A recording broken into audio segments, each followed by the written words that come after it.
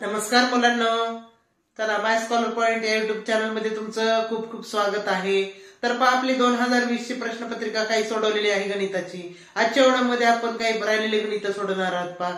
तर व्हिडिओ शेवटपर्यंत पाहिलेले जे गणित आहेत त्याच धर्तीवरचे गणित तुम्हाला परीक्षेमध्ये येऊ शकतात. तर काळजीपूर्वक जर व्हिडिओ पाहिला तर तुम्हाला प्रत्येक नमुन्याचं गणित तुम्हाला अभ्यासायला भेटेल. चला तर मग आपण पाहू या पुढचं गणित. 6 अंकी संख्या आणि कमाल 5 अंकी संख्या यातील फरक किती आहे. कमाल हा जर शब्द आला तर एक लक्षात घ्यायचं, कमाल म्हणजे मोठ्यात मोठी. 6 अंकी संख्या मोठ्यात मोठी आणि 5 अंकी मोठ्यात मोठी संख्या, याच्यातला फरक किती आहे. फरक म्हणजे वजाबाकी. चला आपण पांढरून घेऊ बघा. 6 अंकी मोठ्यात मोठी संख्या 6 अंकी 9,99,999 9,99,999 ही 6 अंकी झाली. आता 5 अंकी मोठ्यात मोठी संख्या 99,999 ही झाली 5 अंकी मोठ्यात मोठी संख्या. याच्यातला फरक विचारले. फरक म्हणजे वजाबाकी बघा, 0 0 0 0 0 आणि 9 म्हणजे याच्यातला फरक झाला 9 लाख. किती झाला? 9 लाख. या संख्येतला फरक झाला 9 लाख. 175 ग्रॅमच्या 10%च्या 5% म्हणजे आहे. म्हणजे 175 ग्राम आहेत त्याच्या 175 ग्रॅमच्या म्हणजे गुणिले 10%. 10% म्हणजे 10/100. च्या म्हणजे गुणिले 5% म्हणजे 5/100. बघा, हा शून्य कटला, हा शून्य कटला. 5 1 5 5 2 10. आता वर राहिलं 175 आणि खाली झालं 100 गुणिले 2 म्हणजे 200. आता ह्याला संक्षिप्त रूप करू आपण. 25 7 पावणे 200 25 8 200 म्हणजे 710. याचा आपण काय करू, दशांश अपूर्णांकात रूपांतर करू. 8 ने 7 ला बघितलं, भाग जात नाही, भाग दिला दशांशचा, दशांशचा भाग दिला, 0 आला, 70 झालं. 8 8 64. 8 8 64. वर परत उरले 6, 6 वर 0 आले, 60 झाले. 8 7 56, 4 उरले, 40 झाले. 8 5 40 म्हणजे 0.875 हे ग्रॅम. 640 चे मूळ अवयव आहेत. आता मूळ अवयव काढण्याच्या दोन पद्धती आहे. आडव्या पद्धतीने पण मूळ अवयव काढू शकतो किंवा उभ्या पद्धतीने सुद्धा मूळ अवयव काढू शकतो. तुम्हाला जे सोपे वाटेल त्या पद्धतीने तुम्ही मूळ अवयव काढा. मी उभ्या मांडीने काढते पहा. 640 याला मूळ अवयवांनी भाग देत राहू. आता ह्याला एकक स्थानी त्याचे 0 0 म्हणल्यावर एक लक्षात घ्यायचं, मोठ्यात मोठा अवयव घ्यायचं म्हणजे पटकन होते. म्हणजे ह्याच्या एकक स्थानी 0 म्हणजे ह्याला 5 ने भाग जाते. मूळ संख्या 5 आहे, 5 ने भाग देऊ आपण. 5 1 5 1 उरला, 14 झाले. 5 2 10, परत 4 उरले, 5 8 40. आता ह्याच्या एकक स्थानी 8 आहे. 8 म्हणल्यानंतर मूळ संख्येला भाग द्यायचा म्हणजे 2 ने भाग देऊ आपण. बेस आहे 12, बेस चौक 8. परत ह्याच्या एकक स्थानी 4 म्हणजे ज्याला 2 ने भाग जातो. बे 3 6, बे 2 4. आता ह्याच्या एकक स्थानी 2 आहे म्हणून 2 नेच भाग देऊ. बे 1 बे 6 12, बे 8 16, बे चौक 8 आणि बे 2 4 आणि बे 1 बे. म्हणजे हे झाले मूळ अवयव बघा. 5 गुणिले 2 गुणिले 2 बघा. 2 2 2 किती वेळा आहे? 1 2 3 4 5 6 7 वेळा. 2 गुणिले 2 गुणिले 2 गुणिले 2 गुणिले 2 गुणिले 2 गुणिले 2 हे आहे त्याचे 640 चे मूळ अवयव. तुम्ही आडव्या पद्धतीने सुद्धा करू शकता. आडव्या पद्धतीने कसं करायचं? 640. आता ह्याला एकच स्थानी 0 म्हणजे 5 ने भाग जाते म्हणून 5 ने भाग दिला म्हणून 5 दिले गुणिले.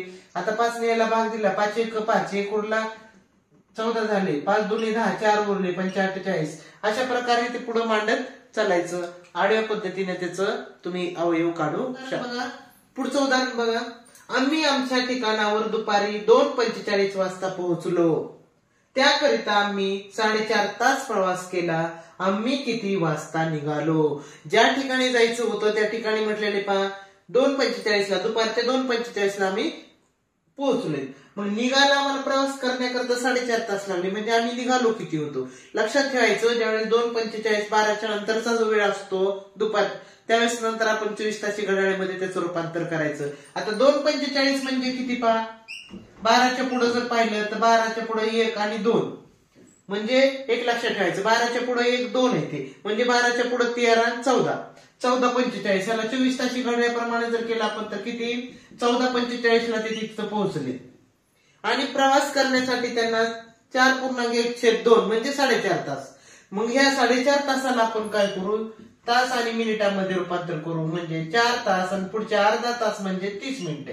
म्हणजे पहा 4 तास 30 मिनिटे म्हणजे इतका तास त्यांनी प्रवास केला. मग आपण काय करू त्याच्यातून 4 तास 30 मिनिटे काढून टाकू. म्हणजे लक्षात येईल आपण कितीला निघालो ते 5, 1, 0, 10. म्हणजे सकाळी ते किती वाजता निघलेत म्हणायचं सकाळी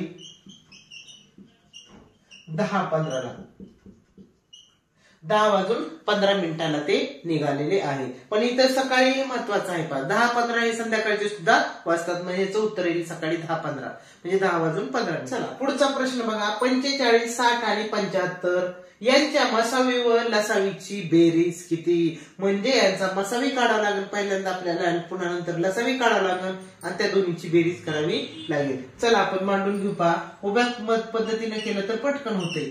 45, 60 आणि 75. एक लक्षात घ्यायचं जितकं कमी वेळेमध्ये होईल तितकं महत्वाचं असतं. त्याच्यासाठी स्टेप बाय स्टेप न करत बसतात आपल्याला जिथल्या तिथं पटकन सोप्या पद्धतीने करून घ्यायचं. आता बघा या 3ला 5 भाग जाते.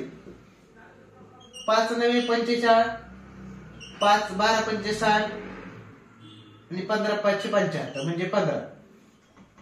बघा आता परत ह्याला आणखी 3 भाग जातो. 3ला 3 त्रिक 9 3 चौक 12 आणि 3 5 15. आता हे जे खाली जी संख्या आलेल्या आहेत त्याला कुठल्याच एका संख्येने भाग जात नाही. म्हणजे एवढं हे ह्यांचा काय झाला मसावी. म्हणजे याचा मसावी किती आला पहा मसावी आला 5 गुणिले 3 म्हणजेच 15.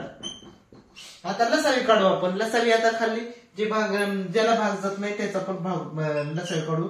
3 ने भाग जातो ह्याला 3 4 आणि 5. आता हे ह्याला 4 ने भाग जातो. ह्याला 4 1 4 इथं एकच होता इथं राहिले 5 म्हणजे 5. म्हणजे राहिलेले जर सामायिक अवयव निघत नसतील तर तसंच मांडून काढायचे.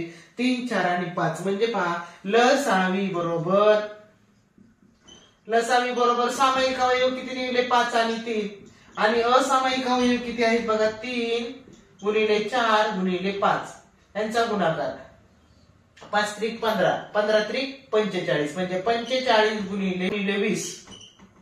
5 त्रिक 15 15 त्रिक 45 गुणिले 20. बघा 0 तशाच तसा 5 शून्याचा हातच्याला 1 त्यातून 8 आणि 1 9 किती आला 900 आला लसावी झाला 900 मसावी झाला 15. याची बेरीज किती येते पहा 900 अधिक 15 म्हणजेच 915. हा या लसावी आणि मसावीची बेरीज किती झाली 915.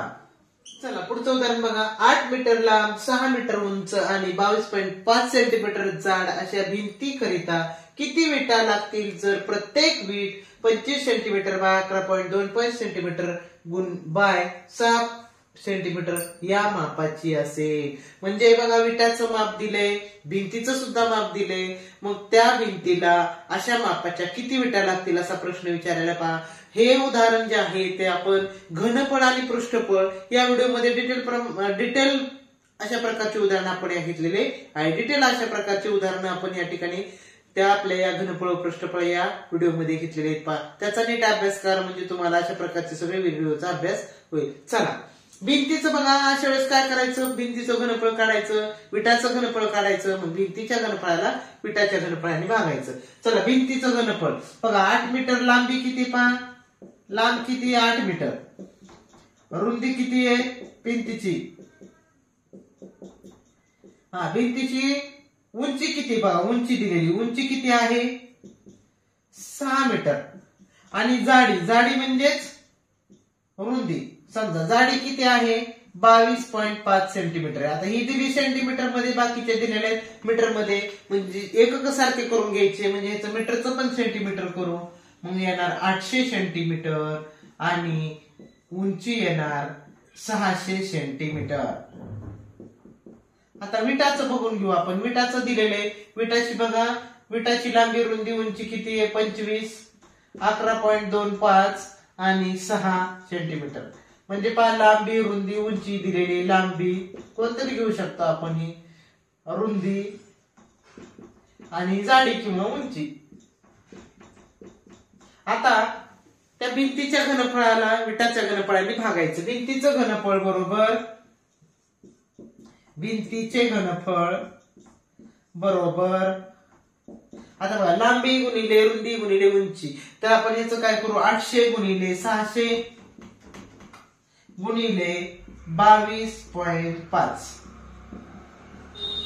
आता याचं किती काय येईल बघा, ह्याचं 25 गुणिले 11.25 गुणिले 6, ह्याने याला भागायचं. बघ काय येईल, भिंतीच्या जे घनफळ आहे त्याला विटाच्या घनफळाने भागू. विटाचं घनफळ 25 गुणिले 11.25 गुणिले 6 सेंटीमीटर.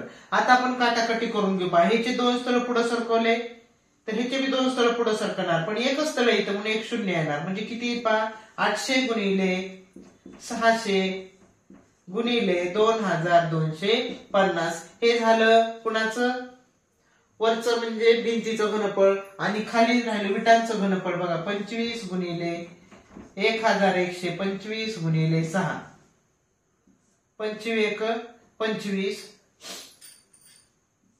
25 दुने 50. किंवा आपण नंतर काय करू, आपण ह्याला 25 ने भागता ह्याला. बघा 25 चोक 100, 25 5 125, 25 9 250, 0 45 45 दुने 90. आता ह्या 6 ने काय करू, 600 ला भागू. 6 1 6 आणि वर आलं 100. आता वर किती आलं पहा, वर आलं 800 गुणिले 100 गुणिले 2 आणि भागिले किती आलं बघा, भागिले आलं 25. 25 चोक 100 म्हणजे 8 चोक 32, 3200 गुणिले 2 म्हणजे 6400 विटा लागतील. पुढचं बघा, दर साल दर शेकडा 5% सरळ व्याजाने ₹1200 ची रक्कम किती वर्षात 1800 बनेल.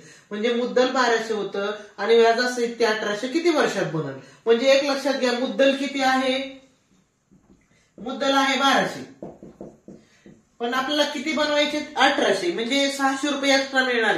एक्स्ट्रा कधी मिळतील, ते व्याज 600 रुपये होईल. म्हणजेच काय होईल पहा, व्याज बरोबर 1800 वजा 1200 म्हणजे व्याज किती होईल पहा, 600. आता व्याज माहिती आपल्याला, मुद्दल माहितीये, दर माहितीये. मग आपल्याला काय विचारले, मुदत काढायची. मुदत म्हणजे सगळे मुद्दल आहे, व्याज आहे, दर पण आहे. बघा दर बरोबर 5. मग आपल्याला काढायचं काय, मुदत. मुदत बरोबर किती. आता मुदतचं काढण्यासाठी आपल्याला बघा एकच सूत्र आहे. एका सूत्रावरून आपण अनेक सूत्र तयार करायचे शिकलो. बघा मागच्या व्हिडिओमध्ये म गुणिले द गुणिले क भागिले 100. क म्हणजे काळ, म म्हणजे मुद्दल, द म्हणजे दर. आता आपल्याला काय विचारलंय, की मुदत काढायची. मग मुदतचं सूत्र कसं तयार होईल बघा, मुदत बरोबर 100 गुणिले व्याज भागिले मुद्दल गुणिले दर. तर पाहिजे कसं सूत्र तयार होतं हे आपण मागच्या व्हिडिओमध्ये, सरळ व्याज या प्रकरणाच्या व्हिडिओमध्ये डिटेल माहिती घेतलेली पहा. त्यामुळे आता मी इथं फक्त सूत्र मांडून त्याच्यामध्ये किमती ठेवते. आता बघा मुदत किती काढायची आपल्याला, म्हणजे वरी 100, व्याज किती आलेले, व्याज आलेले बघा 600, म्हणजे 100 गुणिले 600 भागिले मुद्दल. मुद्दल किती आहे 1200, मग खाली लिहिलं 1200 गुणिले दर आहे 5, मग खाली गुणिले 5 लिहिले पहा. हे शून्य कटले, हे शून्य कटले पहा. 12 1 12, 12 5 60 आणि 0 50 झाले. आणि खाली 5 आहेत, 5 ने 50 ला भाग दिल्यानंतर 10 आले. म्हणजे किती वर्षात पहा तेवढं व्याज होईल 600. 10 वर्षामध्ये 600 रुपये व्याज होईल.